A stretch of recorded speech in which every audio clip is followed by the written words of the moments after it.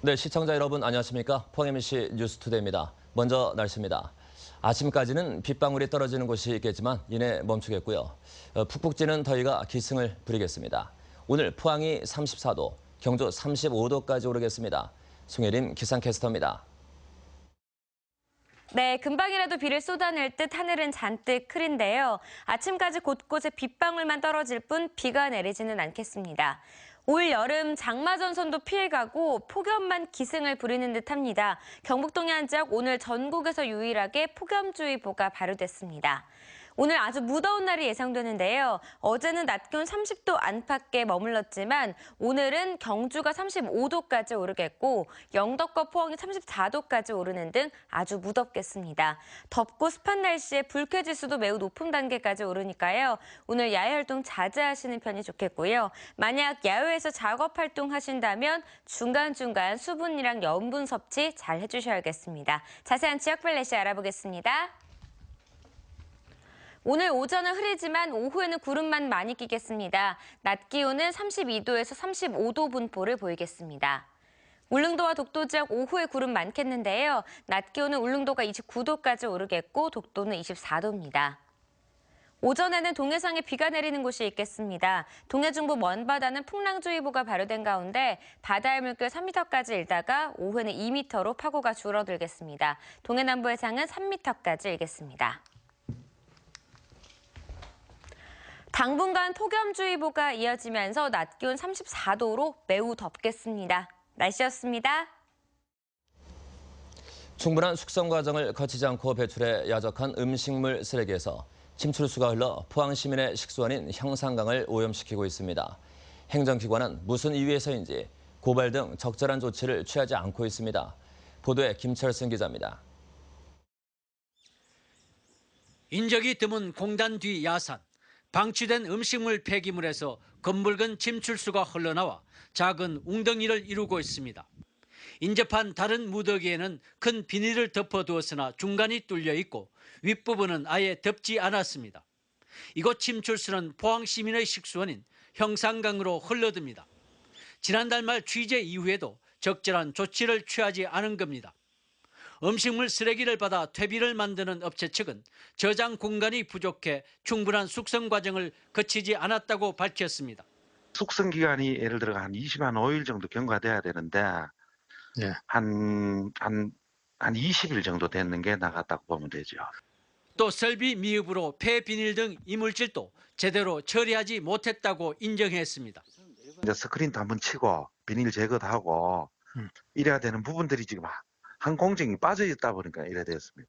농업진흥청도 이물질이 들어가면 퇴비로 보기 어렵다는 입장입니다. 육안으로 다 보이는데 그걸 굳이 검사할 필요가 있겠냐 생각이 저희도 들어요. 환경부도 고시를 통해 음식물류 폐기물 처리 시설에서는 뼈다귀와 비닐 등 이물질을 걸러내도록 규정하고 있습니다. 이런 분명한 불법에도 경주시는 비료로 적합한지 성분 검사만 의뢰해두고 행정조치를 미루고 있습니다. 이 업체가 지난해 처리한 음식물 쓰레기 9천여 톤에 대해서도 조사의 필요성이 높아지고 있습니다. MBC 뉴스 김철승입니다. 경상북도 보건환경연구원은 일본 뇌염 매개 모기인 작은 빨간집 모기가 올해 처음 경북 지역에서 발견됐다고 밝혔습니다. 작은 빨간집 모기는 지난 4일과 5일 사이 경산 지역에서 채집한 모기 가운데 8마리가 발견됐는데 급성 신경계 증상을 일으키는 일본 뇌염을 옮길 수 있어 각별한 주의가 필요하다고 밝혔습니다. 포항시가 형산강 수상 레저타운 공사를 하면서 수은으로 오염된 강퇴적물을 임의로 파내 논란을 빚고 있습니다.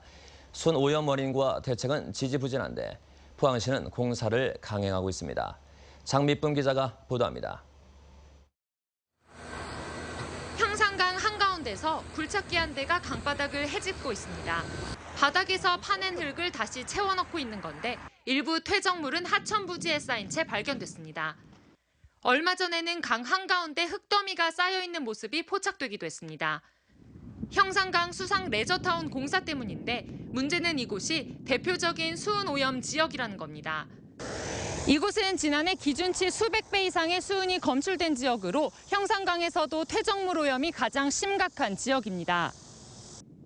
전문가들이 섣부른 땅 파기 공사를 벌일 경우 수은에 오염된 퇴적물이 떠올라 추가 오염이 발생할 수 있다고 경고해온 지역입니다.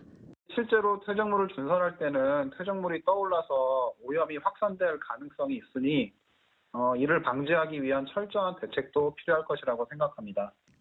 환경단체는 즉시 공사를 중단하고 수은 오염에 대한 제대로 된 대책부터 내놓으라고 촉구했습니다. 그동안에 아무 대책도 없이 수성 레저타운부터 짓겠다고 하다가 또 그걸 짓기 위해서 어떤 확인도 없이 포항시가 이런 식으로 바닥부터 긁어내놓고 하는 자체가 상당히 문제가 많고, 포항시는 공사 과정에서 강 반대편의 도명태 구조물을 옮기기 위해 강바닥을 0.5m가량 파냈다고 해명했습니다. 처음에는 준설 계획이 없었지만 가뭄이 장기화되면서 수심이 얕아지자 불가피하게 결정했다는 겁니다. 공사기간 일부 구간 바지선을 이동하기 위하여 수심이 얕은 부분 일부를 하상을 낮추어 바지선을 이동하였습니다. 수은범벅 퇴적물을 1년째 그대로 방치하면서 레저시설 공사를 무리하게 강행하는 포항시에 대한 비판이 쏟아지고 있습니다. MBC 뉴스 장미쁨입니다. 한국 매니페스토 실전본부가 발표한 교육감 공약이행 평가에서 전국 최하위를 기록한 경북교육청이 뒤늦게 교육감 공약이행 점검단을 꾸려 이번 주부터 운영에 들어가기로 했습니다. 이영우 경북교육감은 지난 선거에서 50개 공약과 관련해 3조 원의 예산 집행을 약속했지만 실제 집행률은 64%에 그쳐 전국 꼴찌를 기록했습니다. 논란이 일자 경북교육청은 지난주 금요일 두 교육감 주재로 긴급 대책회의를 갖고 공약 이행 방안 마련에 착수했습니다. 음주운전 사망사고가 좀처럼 줄어들지 않자 경찰이 강도 높은 단속에 나섰습니다. 경찰은 출근 시간 등 주 야간을 가리지 않고 불시 단속을 실시키로 했습니다. 박상환 기자가 보도합니다. 이른 아침 밤새 술을 마신 운전자가 빠른 속도로 차를 몰고 있습니다. 동승한 친구들이 운전자를 말려도 차량은 계속 질주합니다. 뭐 어디로 가나? 중앙선을 넘나들며 고개 운전은 기본. 결국 도로를 건너가던 시민을 친 뒤 건물을 들이받고 나서야 멈춰섭니다. 이 운전자는 면허 취소 수준인 혈중 알코올 농도 0.140%에서 운전을 한 것으로 드러났습니다. 음주운전으로 인한 피해가 날로 커지자 경찰은 주 야간을 가리지 않고 음주 단속을 강화하기로 했습니다. 심야 시간 음주 단속에 줄줄이 적발됩니다. 0.036 혼방 수치입니다. 경찰은 출근 시간과 점심 시간 등 주간에도 불시에 단속하고 단속 장소도 수시로 변동할 예정입니다. 경찰은 상습 음주운전자의 차량을 몰수하거나 음주로 인한 사망, 상해, 교통사고 발생 시 가중 처벌할 방침입니다. 면허 정지 수치인 0.05%만 나와도 6개월 이하 징역, 300만 원 이하 벌금이 부과되고 여기에 인피 교통사고까지 발생한다면 교통사고 처리 특례법이 추가 적용되기 때문에 경제적, 정신적 불이익이 너무나 큽니다. 경찰은 본격적인 여름 휴가철이 다가오면서 낮에 음주운전을 하는 운전자들이 늘어날 것으로 보고 행락지 인근 단속도 확대할 방침입니다. MBC 뉴스 박상환입니다. 울릉군이 전국에서 전기차 구입 보조금을 가장 많이 지급하겠다는 계획을 발표했습니다. 울릉군은 전기차 구입 주민에게 보조금 2,500만 원을 지급키로 했는데 이럴 경우 우리나라에서 가장 많이 팔리는 전기차 아이오닉 신차를 1,340만 원에 구입할 수 있습니다. 더불어 오는 9월까지 급속 충전기 22기, 내년까지 완속 충전기 20기를 설치하는 등 전기차 인프라 구축에 박차를 가해 2030년에는 에너지 자립성으로 거듭난다는 구상을 밝혔습니다. 대구 경북 새 확장을 위해 구성된 더불어민주당 TK 특별위원회가 경상북도 대구시와 처음으로 만남의 자리를 가졌습니다. 민주당과 경상북도, 대구시는 앞으로 매달 한 차례씩 정책 협의를 갖기로 했습니다. 이정희 기자가 보도합니다. 국회에서 열린 더불어민주당 TK 특별위원회 첫 공식 공개회의. 민주당 지도부와 TK 특위위원들이 대거 참석해 관심을 보였습니다. 추미애 대표는 대구 경북은 험지지만 포기할 수 없는 곳이라며 지역주의를 극복할 절호의 기회가 찾아왔다고 말문을 열었습니다. 민주당과 문재인 정부가 여기 계신 특별위원회 위원님들과 머리를 맞대고 대구 경북의 비전을 함께 만들어 나가겠습니다. 경상북도와 대구시는 민주당이 먼저 길을 열어준 데 대해 감사의 뜻을 전하고 현안 사업에 대해 국정과제 반영과 국비를 요청했습니다. 지역 발전에 대한 새로운 물꼬를 트는 여당의 모습을 시도민이 확인을 하실 겁니다. 그렇게 볼 때 많은 기대도 하고 또 같이 노력을 하는. TK 특위와 경상북도, 대구시는 앞으로 한 달에 한 차례씩 정례적으로 만나 지역 현안을 협의하기로 했습니다. 특위는 다음 달에는 직접 지역을 찾을 계획입니다. 예산 문제뿐만 아니라 대구시, 경상북도가 원하는 국정과제도 정부에서 잘 추진할 수 있도록 하고 정부와 대구시, 경상북도와 간의 통로 역할도. 보수의 텃밭이자 단체장도 모두 자유한국당 소속인 경상북도와 대구시. 집권 여당으로 TK 지역 공략을 본격화한 민주당. 지역 발전을 위해 어떤 성과를 이끌어낼지 주목됩니다. MBC 뉴스 이정희입니다. 포항지방해양수산청은 송도 앞바다에 수중 방파제 식별안전시설 설치를 위해 4억 원의 예산을 확보해 이달 중 시공합니다. 포항 송도해수욕장 앞바다 수중 방파제는 올해 초 인근을 지나던 선박이 부딪혀 좌초하는 사고가 발생하면서 8일이 전방에서도 방파제를 식별할 수 있는 안전장치를 설치할 예정입니다.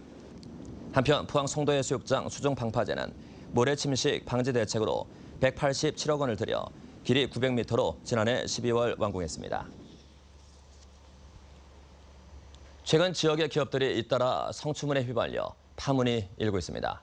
직장 내 성희롱은 노동권, 인권과도 직결되는 사회 문제인 만큼 직장 내 예방 교육을 더욱 강화해야 한다는 지적이 나오고 있습니다. 권윤수 기자가 보도합니다.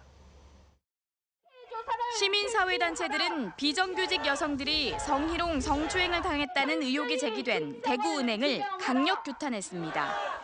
이들은 철저한 진상규명과 정확한 실태조사를 촉구하면서 가해자 엄벌 없이는 재발 방지를 기대하기 어렵다고 주장했습니다. 직장 공동체 안에서 인권 침해가 일어나면 언제든지 시정하고 바꿔나갈 수 있는 그러한 문화가 자리 잡는 것이 굉장히 중요하다고 생각합니다.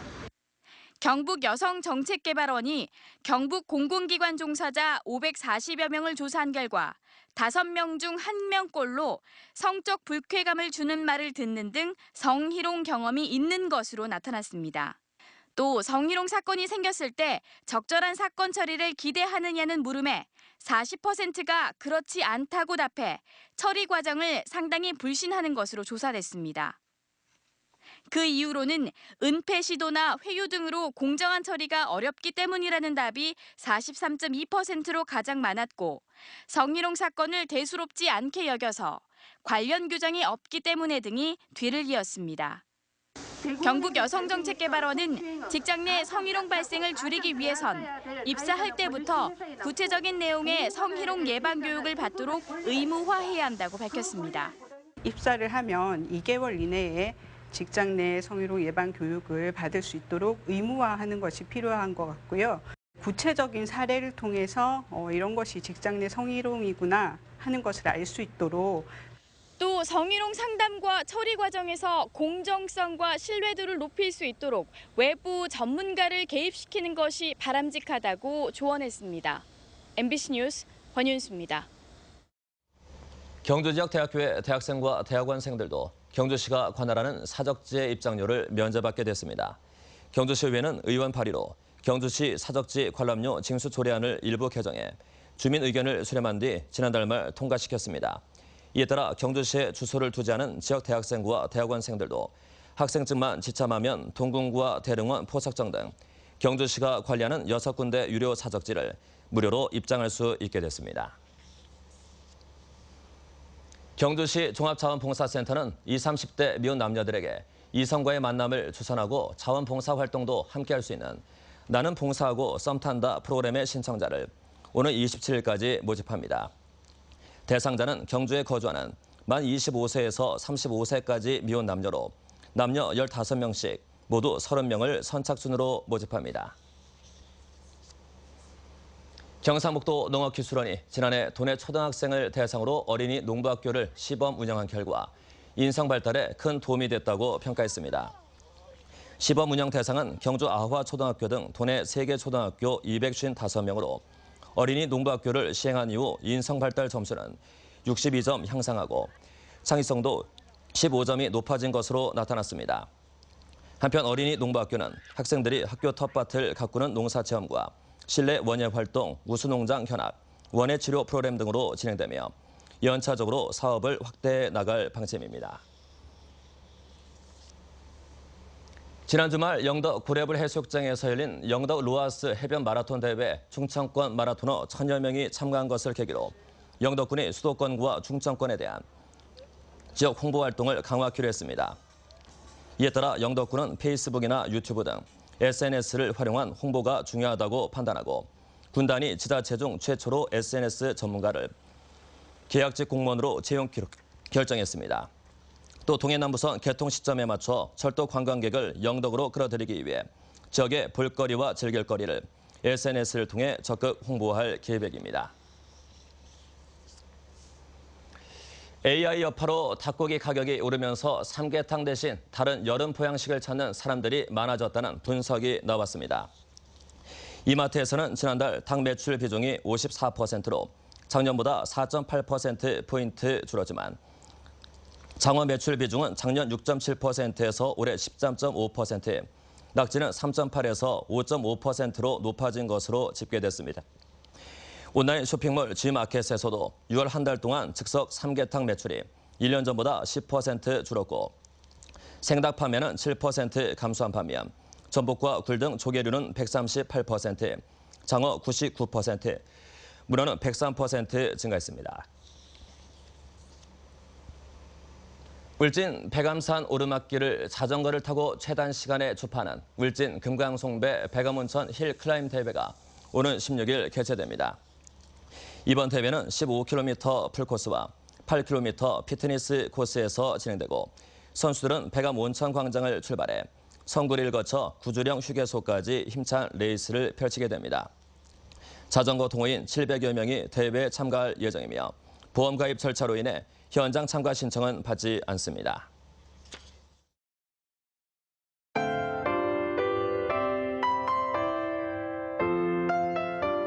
네, 금방이라도 비를 쏟아낼 듯 하늘은 잔뜩 흐린데요. 아침까지 곳곳에 빗방울만 떨어질 뿐 비가 내리지는 않겠습니다.